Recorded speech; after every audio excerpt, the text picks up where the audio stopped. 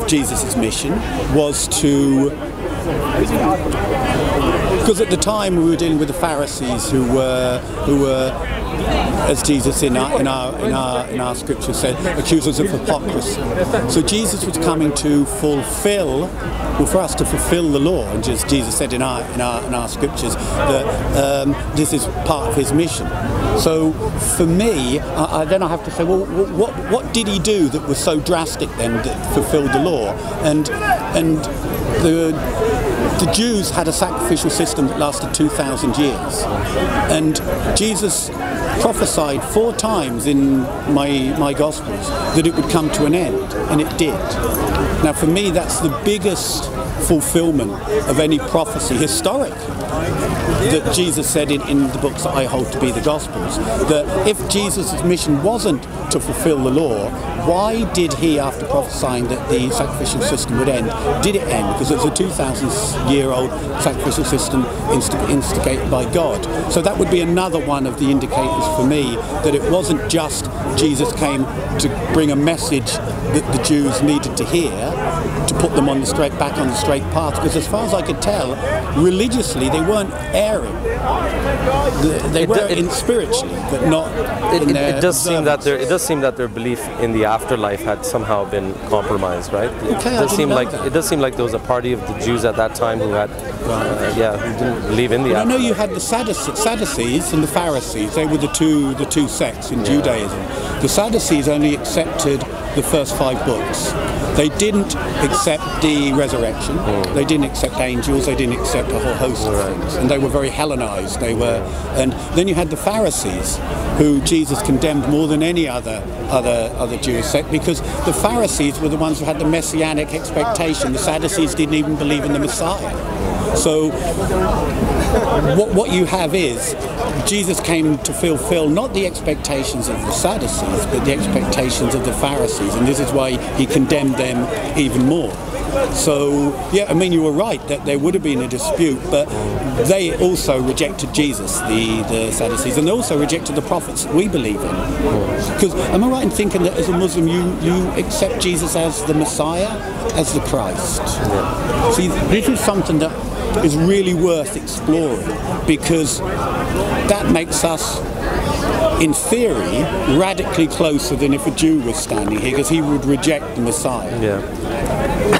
So what would be the Jewish understanding of what the Messiah came to do? Because from what I understand, the messianic expectations were for a kingdom, for deliverance, for a saviour, and all of these things that you find, good things you find in Isaiah, not someone who was merely coming to bring a message that was to call them back to maybe an more authentic worshipful kind of thing. So what would the Islamic idea of the Messiah be? Yeah, I mean, the Jews at that time, again, appear to have had that messianic expectation, that the Messiah would be a king, like in the tradition of David. He would vanquish the enemies of Israel and all of that. Like Moses, it was like a hybrid between David and Moses, a deliverer. This is what they were expecting. So like Christians, Muslims believe that will happen, right? We do believe that Jesus will come back and he'll be a worldly king and a military leader as well too. Yeah. But what I would emphasize is that the Jews weren't expecting God himself to come down in the form of flesh and to be that Messiah. Okay. So I don't believe that the Jews expected God's Messiah to be God himself. Yeah. And in as far as today's Orthodox Jews reflect that same rabbinical tradition going back to the Pharisees, Orthodox Jews today also would say that it's not God himself that's coming, but it's one anointed by God. And that one anointed by God, a human Messiah, that's the Christ, right? That's the Messiah. Yeah. So that's the way Islam, I think, bridges Judaism and Christianity, because we say that he was a human Messiah, he was one anointed by God. Right. Yeah. So this is where the Jew now would be standing next to you, because he would say, yes, I understand what you're saying, and I don't see what he's saying. But then as a Christian, he would say, well, look, in Isaiah, it clearly shows in those passages in Isaiah 42 and I think Isaiah 53, the suffering servant. Because the Jews were expecting, or the Pharisaical Jews were expecting, their suffering servant and the conquering king. This was one of their traditions. So the suffering servant in Isaiah, which you read very clearly, this was somebody who was going to lay his life down, who was going to suffer, who was going to atone for sin. In Isaiah, these are very clear passages. So Christians, as far as the early church is concerned, are fulfilled Jews. They're not a new. This is where I like the fact that I've got the Old Testament, even though I'm not bound by it, because it shows the continuity from the Old to the New, and the fact that the early church were all Jews. So what I'm inviting you to do, in all honesty, is to assist me in a better. So, assuming there were Christians, and I want to be one of the Christians. I want to be one of the original followers of Jesus. At the moment, the Quran and Islam, they're 500 years ago. So let's say in the year AD 150, I want to be a Christian. Okay. Now, if my version of Christianity, and I can show you the historical kind of narrative going through from the early church fathers, the fact that they what's the word for it? That there would have been the laying on of hands, the spiritual authority within the church, and the practices of the church, and a whole host of things of the baptism, communion. All of these things are clearly evidenced by around the year 150. If those weren't the Christians, what puzzles me is that we don't have any historical fill to present as the Christian case, especially when by the year 200 we're talking hundreds of thousands, if not millions, of Christians around the world. Let's say a couple of million Christians, I think is the closer. So if they were about, what did they believe? What books did they have? Who did they follow? All of those things. And I haven't found an answer from an Islamic perspective to come into those pages of history and say, well, look, clearly yours aren't, because I can show you the Injil. I can also tell you the practices of the early Christians. I can show you the leaders. I can show you the names. I can show you, and admittedly, it might not be Luke Smith, but I can give you a name. I can give you something. And I had a good discussion with Hashim and said, well, look, if I'm wrong, but we agree that Christians are in existence, then the invitation would be to supply me with a substitute, if that makes sense. Mm-hmm. So hypothetically, if I say to you today, first of all, what is your name? Sadat Colin, right? Yeah. Sorry about that. Yeah. So that would be what I'm looking for in Speaker's Corner, is a discussion on who is the best representative of the Christians we all agree with existence. That's kind of it. Yeah. Well, my answer would be that. I mean, the first part of the answer would be that there have always been other Christian denominations and sects. Yeah. There have always been Unitarians, whether they were a small group. They might not have been 2 million at that time, but wherever there were always groups. So it's quite possible that those people who were searching out the truth would have found that message. You would agree with me that the people on the truth have always been a minority throughout history. People on the truth have always been a minority. So there were groups like that. Paul himself mentions that there were other gospels that are in circulation, correct? Luke, at the time of writing his gospel, mentions that there's other biographies, as you put it. So many other people have written. I'd have to see those, because I wasn't sure that there were. I mean, I know Jesus says that there are other books. The world is too small to. But I John sure says that. Of the other authentic Christian writings that he's talking about. So, but Paul mentions that there are other competing gospels. So that means, even before the writing of the four gospels, because I think Paul wrote before the four gospels, right? Yeah. So even before those four gospels were written, Paul is testifying to the fact that there's other gospels that don't have the Pauline vision of Christ. They have a different vision of Christ. Yeah. So to what extent that could have continued on into the 1st and 2nd century? Sure. There could have still been those traditions carrying on. Number one, I think they are in existence, because you've heard of the Nag Hammadi Library in Egypt, where you've got they found the biggest collection of the Gnostic writings. Exactly. And I've got them all. Yeah. And they don't withstand anywhere near the same scrutiny we apply to what Christians call their scriptures, because the scriptures I've got historical data. There's a narrative to them. There's names mentioned. There's places mentioned. There's times mentioned. And the Gnostic Gospels are never included in mine, but mine are included in theirs. Well, most of these Gnostic Gospels were written after the 4 canonical Gospels. Most of these Gnostic Gospels were written after, Yeah. But Paul is talking about Gospels that were written before the 4 canonical Gospels. That we don't have. That we don't have. Okay, would you have the verse? Because that's a good Yeah. verse. I'd like to see that. Can I say again, I'm really enjoying the chance to have a discussion free from, you know, that permanent tension that some debates have. Yeah. So this is Galatians 1:6. I marvel that you are turning away so soon from him who called you in the grace of Christ to a different gospel, which is not another. But there are some who trouble you and want to pervert the gospel of Christ. So presumably they would have had a similar view about Paul's gospel too, right? They would have seen Paul's gospel as that competing, misguided version of Jesus, right? Yeah. So there were competing versions of Jesus. Because I suppose the Orthodox Christian response would be, and John also, the Apostle John, and lots of the other apostles foretell that before the last apostle dies, there will be schisms, there'll be factions, there'll be enmities, there'll be heresies. But they're writing after the fact, right? Things. Well, no, they're actually, I think they're writing at the time and in the future that these things will be visited on the church. So, I'm in total agreement that there were sects. Galatians 3, Paul says, "O foolish Galatians, who has bewitched you that you should not obey the truth, before whose eyes Jesus Christ was clearly portrayed amongst you as crucified?" So it seems here like there could have been other communities of Christians who might have even doubted that Jesus was I can crucified. Whether in the Gnostic way or in some other way. So what you're supposing is perhaps those people that Paul is pointing out would have been the ones who would have held to the original Injil. That's what I'm implying. Yeah, that's what I'm suggesting. Yeah.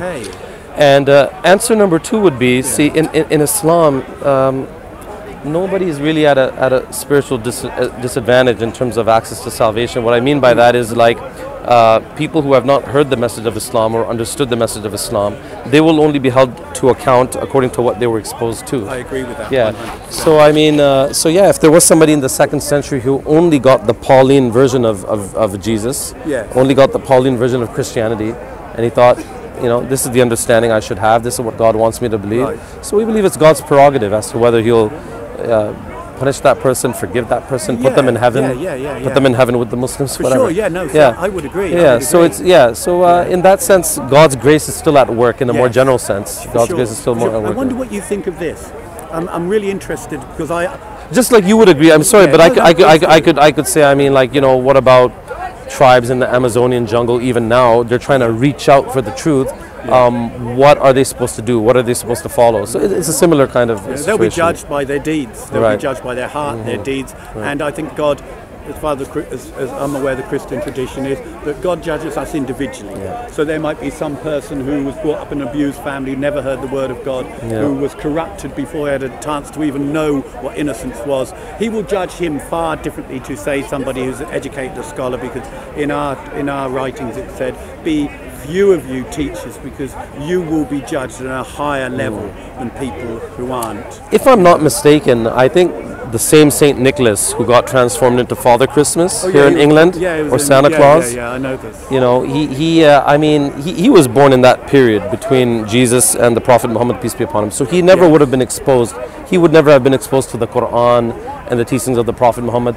And yet, in Muslim tradition there in Turkey, they still value him and venerate him as a saintly, godly, righteous kind of person. Who had 3 daughters and he didn't have a dowry.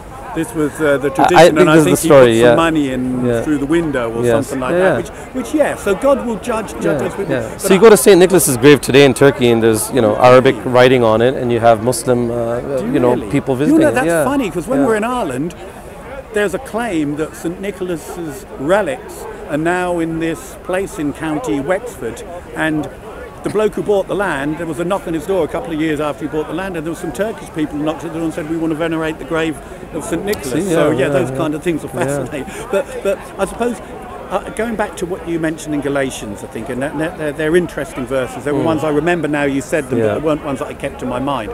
So what we have evidence in my tradition of other traditions and other groups.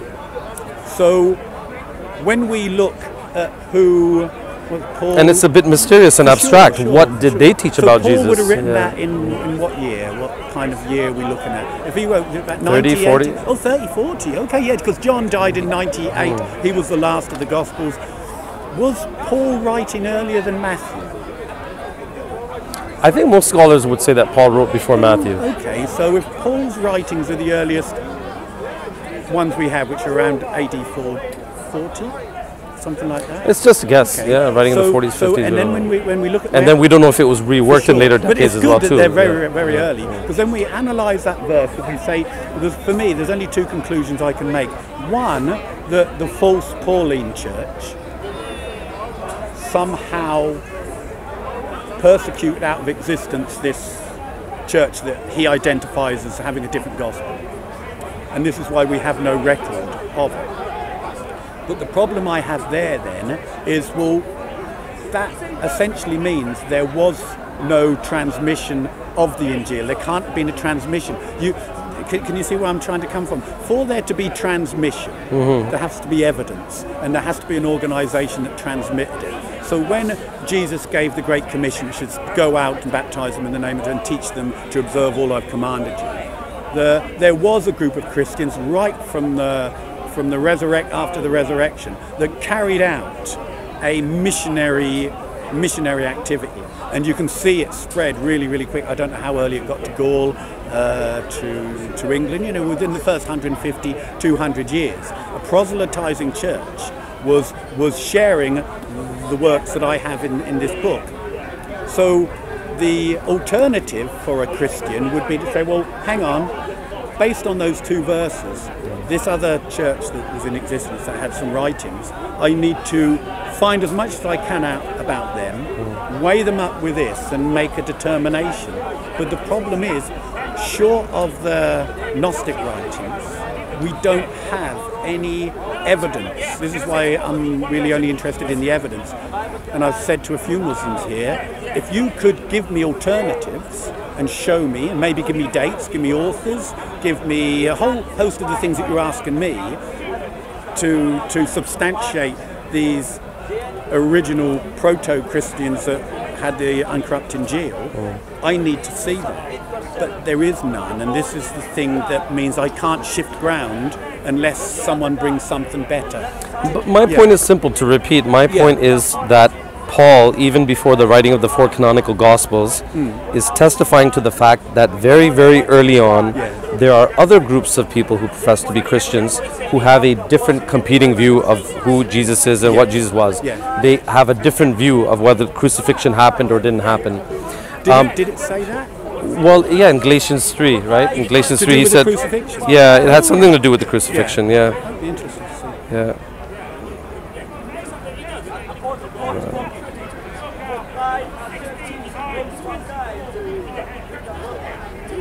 O foolish Galatians, who has bewitched you that you should not obey the truth, before whose eyes Jesus Christ was clearly portrayed among you as crucified? Okay. So it sounds like it's relating to the crucifixion. It's saying, look, clearly he was crucified before you. So is there some doubt? Is there some kind of debate around that? Well, you know what's interesting, you say that because... But even if they believe he was crucified, the question still remains, was he God crucified, Son of God crucified, a prophet? A prophet crucified, a Messiah crucified?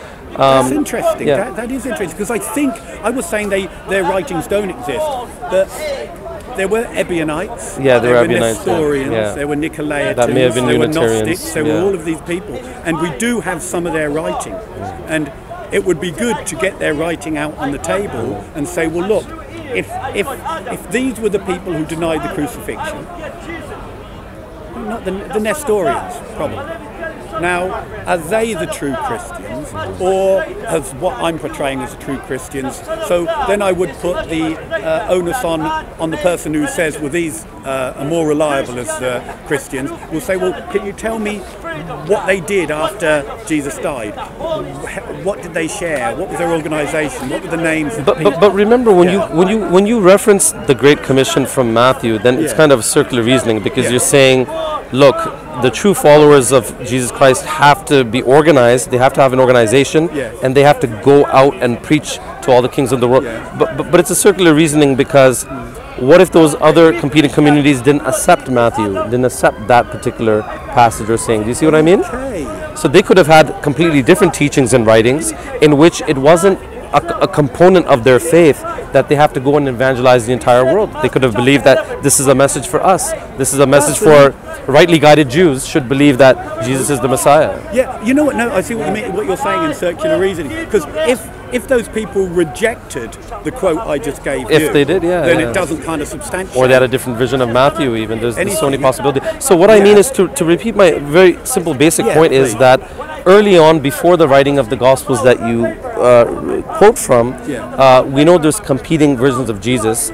And you're quite right, since those other competing versions of Jesus did not get transmitted to us, or perhaps not fully or accurately haven't been transmitted to us. Perhaps we see glimpses of it in Nestorian writings or in some Gnostic writings. Some of it may have passed on. Do you believe what he said about the church in Galatia? Do you believe that Pauline statement? Yeah, because I think that passes the test of, what is it, the principle of embarrassment and things like this. I mean, why would he testify to non-existent theological opponents? I mean, it's fair. It's reasonable. See, that's funny, because we both agree with that. So it's not just my Muslim bias, No, it's sure. just like, that makes sense. I agree with what Paul wrote, and you agree with what Paul wrote, and we can narrow down the possible, when I would call suspects, that he's identifying, and they would have been one of the earliest Gnostic groups, the Nestorians, the Ebionites, etc., etc. So what we could do, what I'll do, or some other group that we don't know of, But this is why I'm saying that I think that the most honest answer is that we can't actually know. We can't actually know